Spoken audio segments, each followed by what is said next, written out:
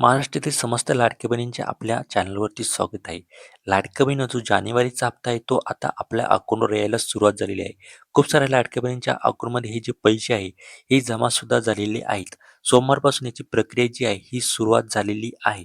जर तुम्हाला सुद्धा पैसे आले नसतील तर ही माहिती तुम्ही शेवटपर्यंत ऐका, जेणेकरून तुम्हाला सुद्धा हे जे पैसे आहेत ते इथे येणार आहे. लाडक्या बहिणींना 23 फेब्रुवारीपासून पैसे यायला सुरुवात झालेली आहे. काल आणि आज या महिलांना पैसे आलेले आहेत. त्यांना पुढील 2 ते 3 दिवसात सर्व लाभार्थ्यांच्या आधार संलग्न खात्यात हे जो निधी आहे, हा जमा होणार आहे.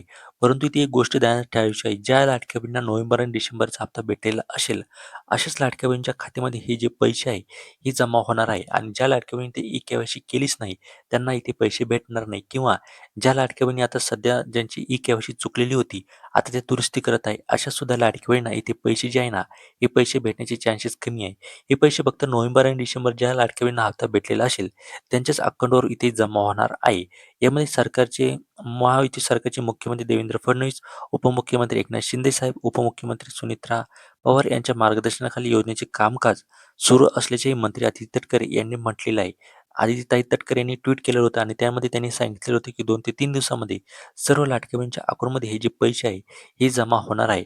मुख्यमंत्री माझी लाडकी बहीण योजना हे पुढेही अशीच सुरू राहणार असल्याचे मंत्री आदित्यताई तटकरे यांनी स्पष्ट इथे सांगितलेलं आहे.